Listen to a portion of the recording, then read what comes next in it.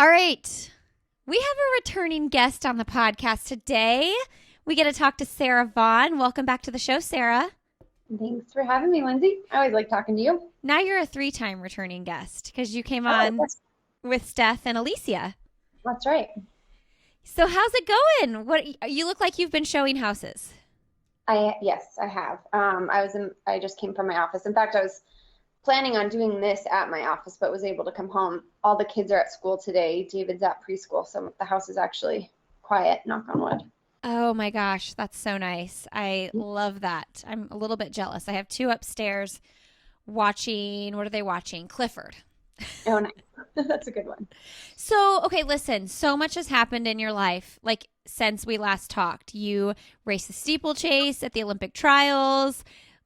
You're training for a freaking marathon. Like, whoa. So, where do we even begin? First, listeners, if you have not listened to my first episode with Sara, get an introduction to her story and all that, you need to go back and listen to that first and then come back to this episode where you can catch up with what's going on. So I guess let's start with training for a marathon. You're running CIM in 3 weeks. That's so exciting. Yeah, I'm super excited. I still have a very healthy respect for the distance, especially considering I've not yet done it. So it's like this weird mix of newbie nerves, uncharted territory, but like the training has gone really well. Like each passing week, I'm like, wow, I think I can really do this. So I'm looking forward to it also. Okay, so tell us, for those aren't familiar with Sara, she's like a 1,500 meter specialist, really. So tell us why the marathon. Excellent question. It's not as big of a leap as most people would assume, although I do have always preferred racing middle distance. I have progressed, overall mileage load and weekly long runs and things like that over the last decade and a half to the point where my fall training and winter training looks pretty darn similar to marathon training anyway.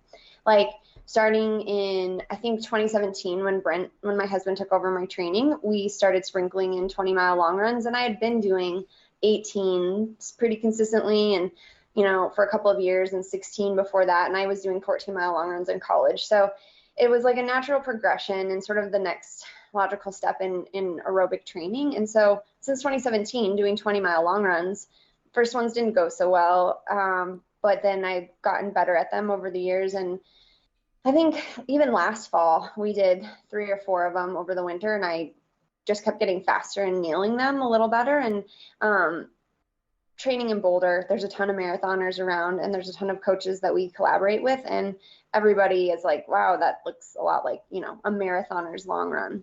So the seed had been planted for years.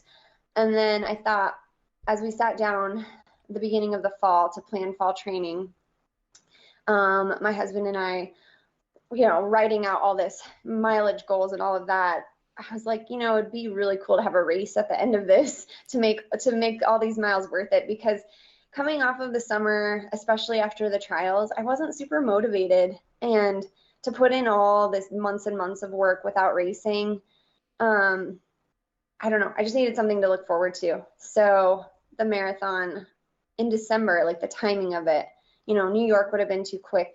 Boston and Chicago were too short of a buildup. So plus it's my first one, and I don't really want to go race a world major and be chewed up and spit out. So I was like, oh, the Cal makes sense. It's a mass start. Hopefully I have people to run with the whole way. And it was just timing, and hopefully that all the training that looks pretty much like marathon training, it all makes sense. Do you like long, long runs, like 20 milers?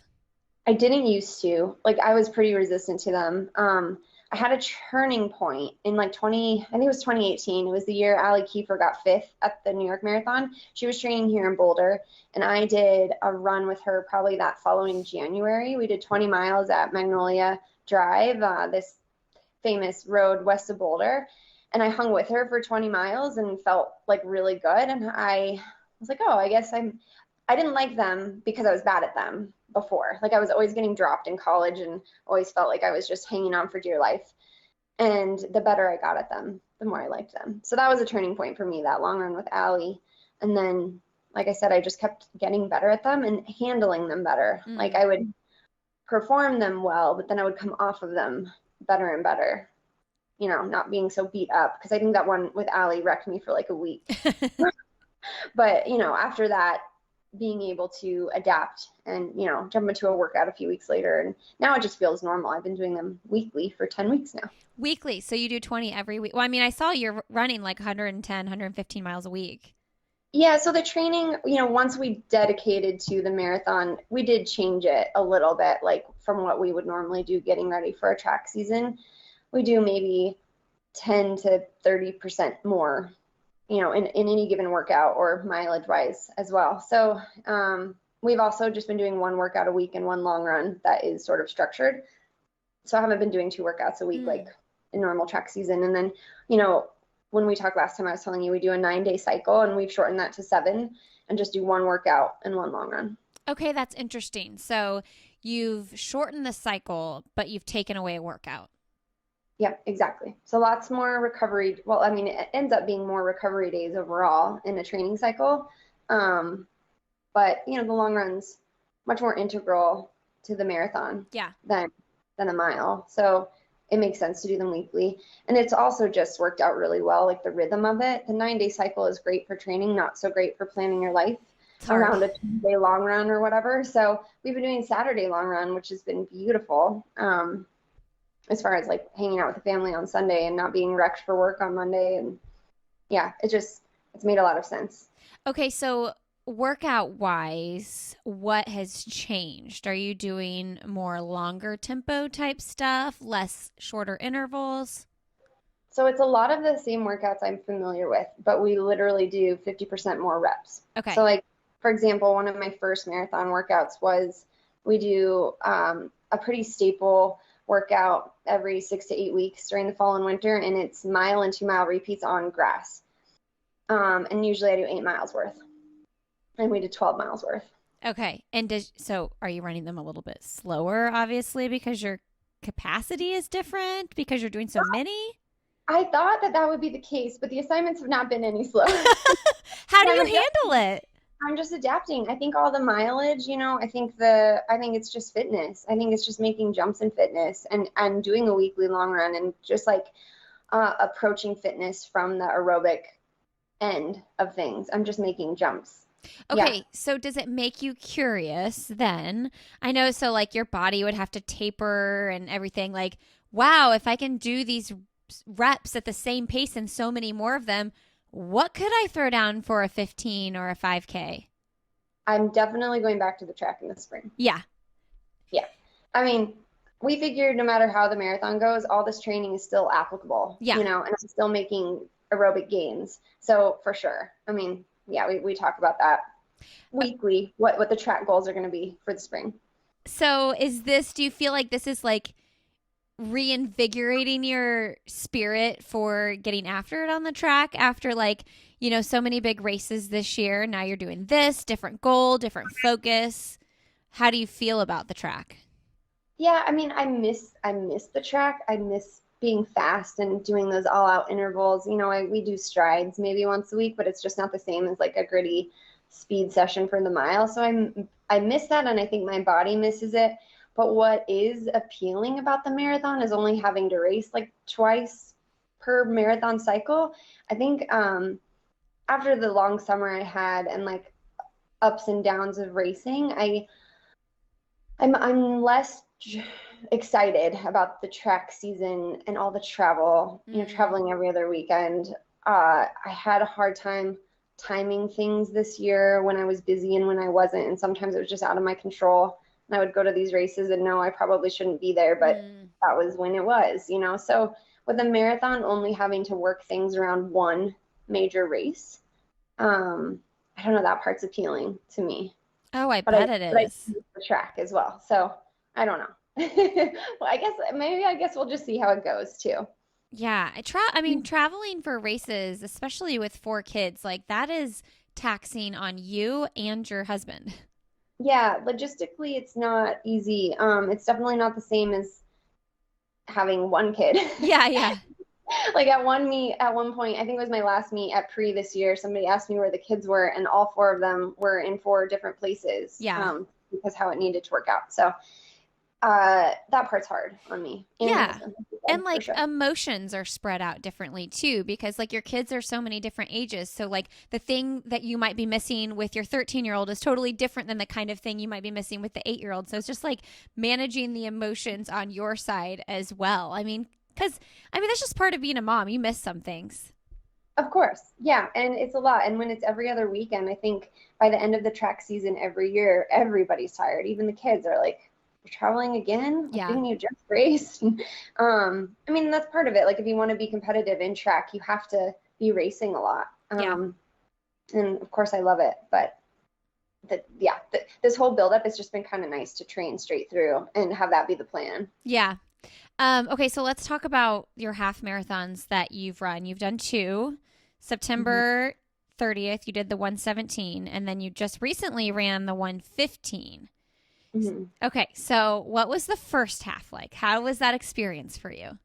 So that was my hometown where I grew Okay. up, went to high school, fell in love with running. My high school coach was one of the marshals out on the course, and a lot of the people that I went to high school were like volunteers. And people have been asking me to come to that race since the inauguration of that race 10 years ago. And Oh, it's cool. always been on my break from track. Like it's usually earlier in the year, and it's usually always right after Fifth Avenue or whatever my last race is. So I've never gone. But the seed was planted in my head for maybe doing a fall or winter marathon before that. And so I thought that let's see how this race goes and see if I can like touch on my goal marathon pace with I had just come off of a break.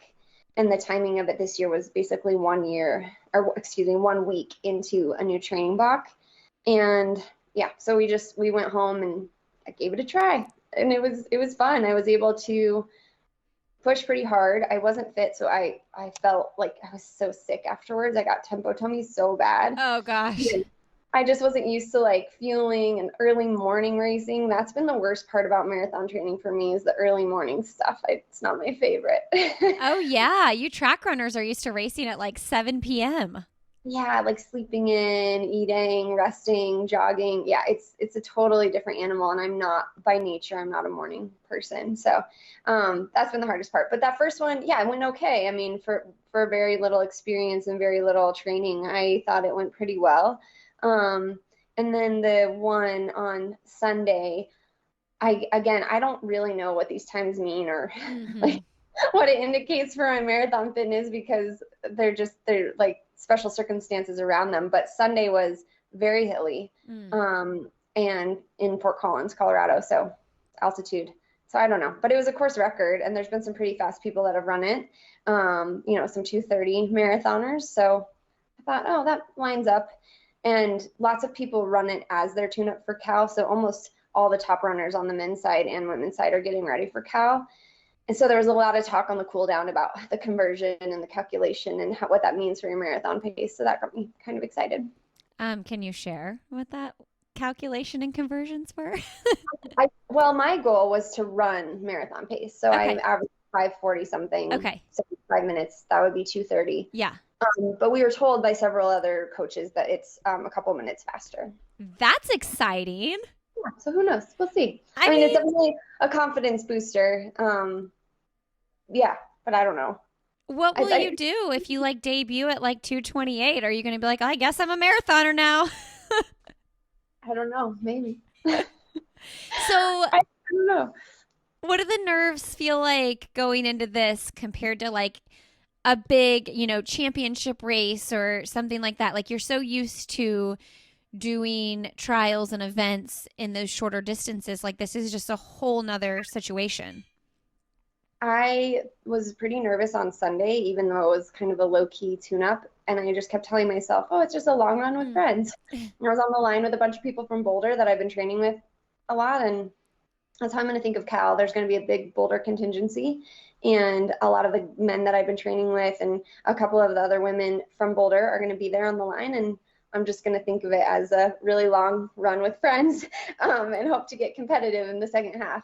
So yeah, it's weird because in so many ways I feel very green. Mm. Like I feel like I've had to practice all these things that I don't normally think about or care about, like fueling, and I spilled sticky stuff all over myself every every week that I've practiced trying. All this stuff that's just yeah, I just hadn't thought about. So yeah, in a lot of ways I feel very green, which is nice because I'm like, well, no matter how it goes, if I finish and if it's decent, I'm going to be happy with it. But if I'm really honest, yeah, I think I have some pretty big goals. So talk to us about that fueling aspect because yeah, training for the 15, you don't really have to worry about that at all. So what have you Right. guys landed on as far as nutrition? So I really like the Scratch products. They're a local Boulder company, and I've used their hydration mixes and electrolyte mixes forever. They're pretty natural. They're like fruit derived, and I love their like energy chews, like when you're bonking, and I've used those forever. And I've been fortunate enough to be able to meet with like their head nutritionist and one of the founders, Alan Lim, and I use their cookbooks as well. So I just feel really integrated. So by chance, a couple of years ago, I think they came out with a super fuel product for like marathoners essentially. And I tried it, and it sits really well in my tummy. I have not had any nausea, knock on wood. It's just super sticky and thick. And so the actual like process of getting it into my mouth and into my stomach has been the hardest part. So that'll And be in your bottles. yeah, that'll be in my bottles. And then yeah, figuring out like race morning stuff, breakfast and everything, that's been a little tough too. I had a really upset tummy on Sunday morning before the race. I was fine during the race. Do you But I think was part of it was nerves? maybe I think it was more just like I'm not used to being up that early and shoving things down my throat. Like I Mm. was trying to hydrate and coffee and like all this stuff and like sugary. Like I was eating a stroop waffle plus like the hydration sugary stuff, and I think it was just sugar overload. So my plan is I'll practice it one more time, but to get up even earlier for the marathon and try to get like more of a starchy breakfast in, like I don't know, like a bagel or some bread or toast or something. And hopefully that helps. What is the start time for CIM? I believe it's 7:30. Oh, that's really early. Mm-hmm. And then that's an hour. Oh, I guess it'll feel like an hour later, right? Yep. So it'll be like 8:30 at home. Yeah. Okay, so is Brent going with you? Yeah, he is. And he will be along the course. We haven't decided if he's renting a bike or what, but it's nice because we have some friends there, and they've been kind of helping him devise a plan. So we don't know what that plan is yet, but he's got people in his corner to help him along the course as well. Yeah, I don't know much about spectating at CIM. Like, do you do any loops or do you go out It's point to point. point to So point? And yeah, so that's one of the things that I didn't think about. I actually, after my first half marathon, decided to pull the trigger on registering for this race. I went to the website and signed up online, paid the full hold on a registration. second. Whoa, you paid to run this race? Well, I just love, they reimbursed me after Okay, I good. I was gonna because say. it was like, Sarah, what are you doing? And I had to pay a late fee and everything because it was, and I didn't think about bottles. I didn't think about point to point. I'm probably going to need a shuttle. I didn't think about gear check. I just was like, I'm going to run a marathon. Sure. Sign up online, type in my name. Here's my credit card. And I was fine with that. Did But they reach out to you? no, I emailed the race director and I was like, because Brent was like, dude, you need bottles. You need, like, you're going to need nutrition on the course. You don't want to be grabbing paper water cups. I mean, if you don't have to. So I emailed them, and the lady was like, Sarah, you could have just reached out. So they're giving me hotel and everything. Like Okay, treating me good. like a normal elite athlete, which I'm super grateful for, even though I had no credentials You to sign up deserve for this that. race. But they're being really gracious. And so, yeah. So I don't know where I was going with that. The point to point course. That was one of the things. She was like, oh yeah, we also provide shuttle service from the hotel to the start line. And I was like, yeah, I hadn't even crossed my mind how I was going to get to the start line. So I'm glad other people know what they're doing. That's hysterical. I cannot believe that you actually registered for the race. Do you know, like, do you have a lineup of what other elites are going to be there? They have not done any sort of press release Okay. as far as other elites. I know Molly Grable is going to be there from Boulder, Okay. and Haruni, another woman who trains here in Boulder. that's all I know of for the elite women, but I'm sure there's others. I Yeah. just haven't seen any sort of press release. They haven't let us know. Yeah, and I feel like CIM's one of those races where like people kind of like come out of the woodwork, like, who are you? Where did you come from? Like, Emma Bates debuted the marathon there and won it. It's like I think it's a race that people like to debut, and you hear about names through this race. So that's exciting. Yeah, it's the same day as the U.S. half marathon champs, so I think it's a little bit competing with the Mm. same athletes, um, but I'm okay with that. I think it'll be competitive enough that it'll be perfect for my first one. Yeah, that'll be great. And also plenty of males that will be up there with you guys to keep you company, Exactly. Yeah, which is that's good. that's also excites me is that it is a mass start, so there should be. I think there's going to be a large group of people trying to run basically 2:30 Yeah, pace. yeah. A lot of people probably trying to break that barrier. Yeah, exactly. Tell us about Boulder Underground. They're awesome, energetic, super sweet group of people. Like I don't. So Matt Hensley is the coach, and we've been friends with him for a long time. He actually lived in our basement for a short Mm, stint. Um, of but he's course.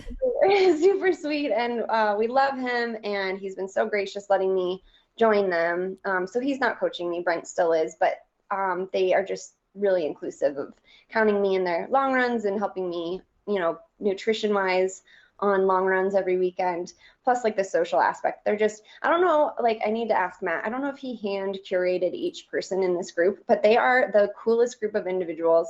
Like there's not one negative person. They are all so fun. Even at the end, 18 miles into a 20-mile long run, they are like, there's nobody else I want to be around. They're Oh, just wonderful people. Like if you follow them online or if you find their account on Instagram, you'll want to join them too. They're so cool. that's awesome. Yeah, I saw, isn't Emma Cortez in the group? Yeah, Emma is. Yeah, unfortunately, over half the group just got done running a marathon too, like Uh-huh.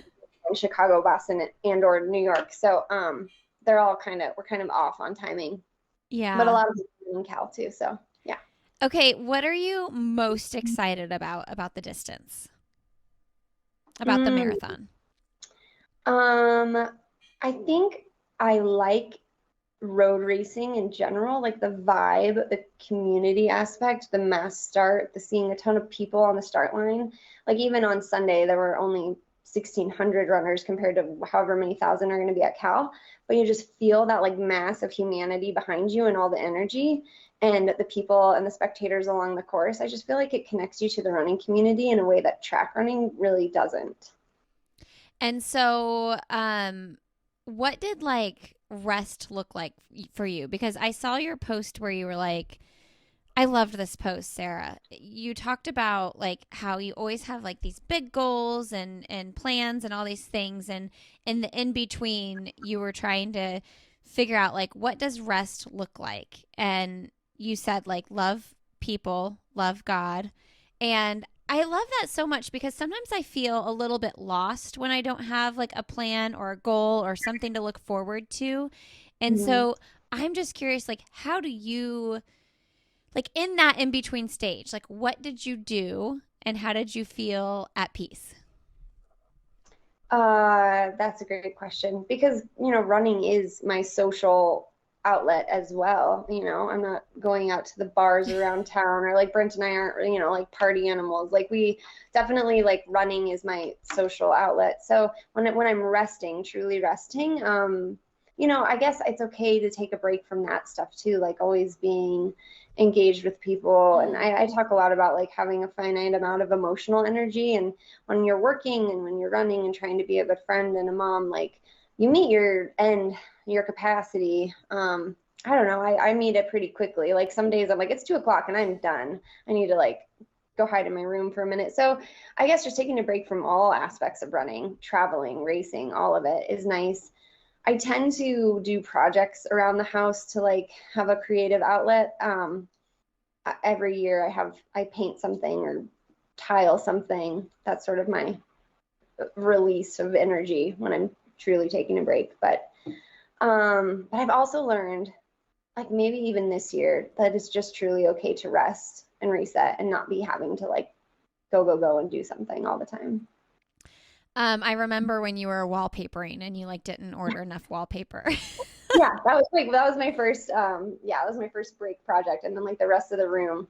And then yeah, we've done a few other things around the house. There's always something, as you know, pride of ownership and always being a homeowner always has something to do.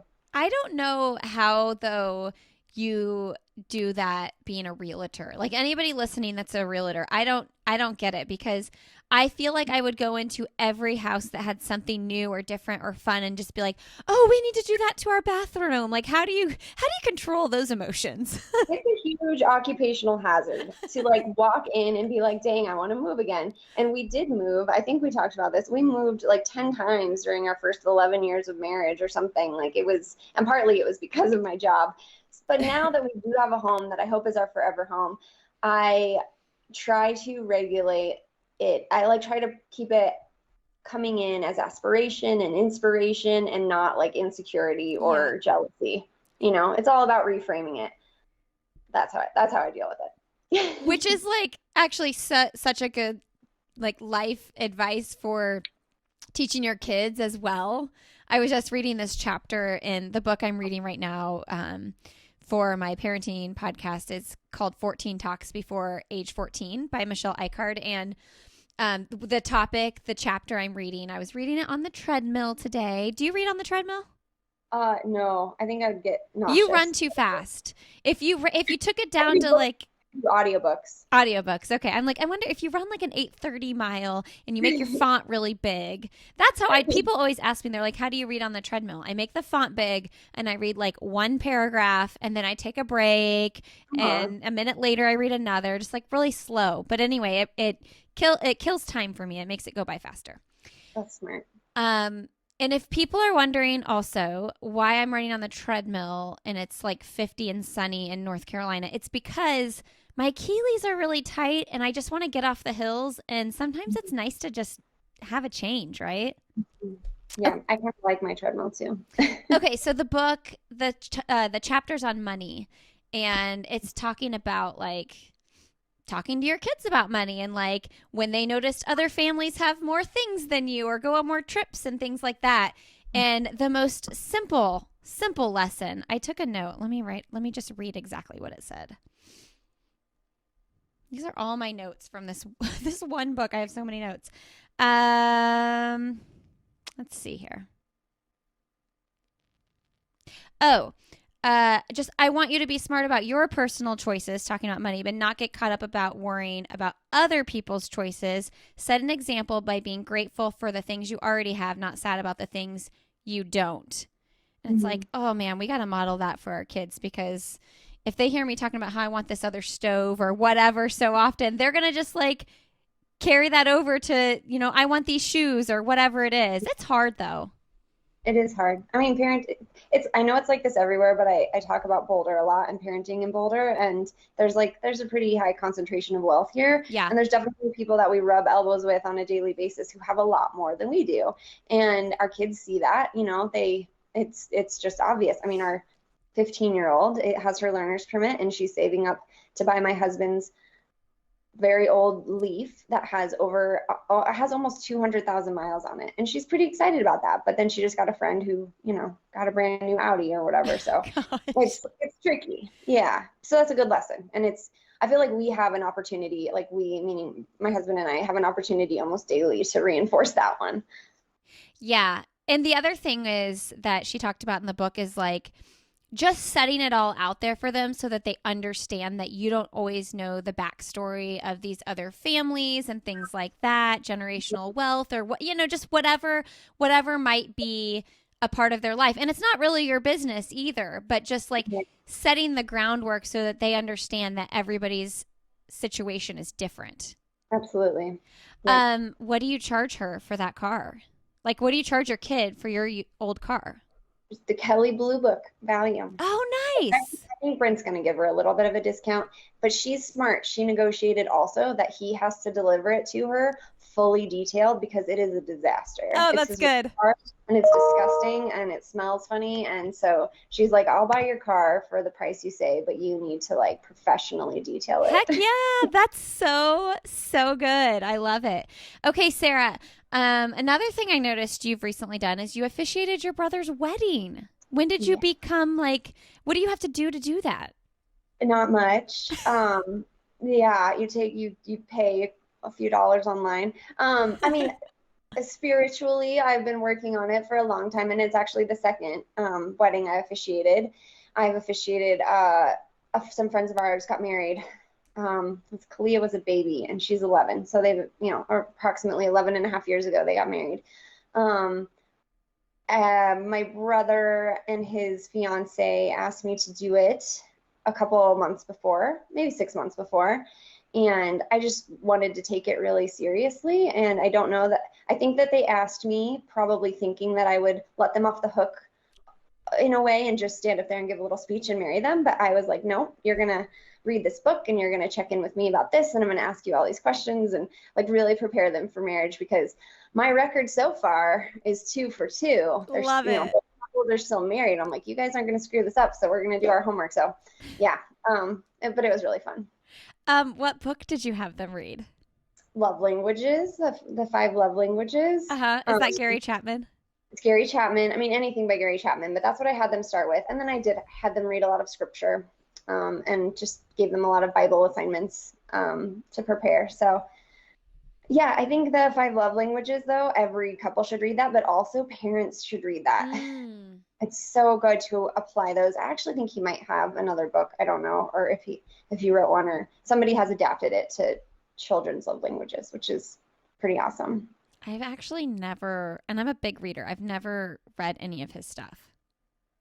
I think it's pretty intuitive while you're reading it, but it's so nice to just see it all laid out.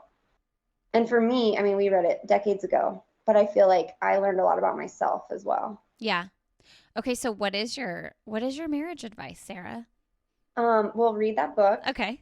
Over communicate. Over communicate. Yes, I was just talking about that on another episode for Why Is Everyone Yelling? Yeah. Start counseling before you need it. Before you're in crisis. Yep. Be really humble and identify your own stuff because eventually if you don't deal with your own stuff, it's going to show up in your relationship one way or the other. Yeah, I mean, make time for yourself too. My husband and I haven't been super deliberate about this all these years because we've always had running together.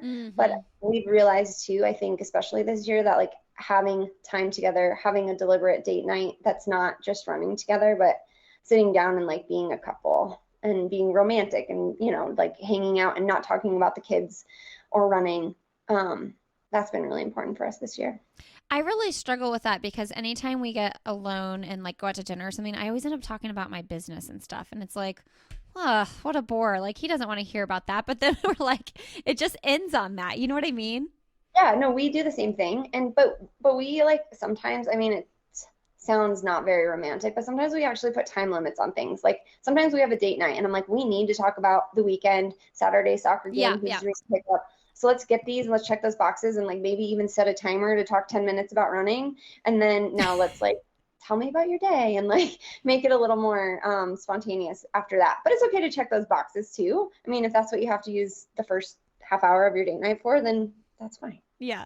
I love that. It's like getting the business out of the way. But then I'm like, what are your hopes and dreams? Like, what do you want to do in 5 years? So, Lindsay, we just downloaded this Paired app. It's for couples. I think we bought like the premium thing, but it asks you these questions and it makes it much less awkward to like start a conversation when when you're so used to like the daily mundane conversations, and then to like shift into something like that can be kind of awkward. And my husband and I have been married forever. Like I should know his hopes and dreams by now, but like these conversations or the app, the questions that they ask, it's we found it helpful. Oh, that is fun. And I feel like that could be really fun.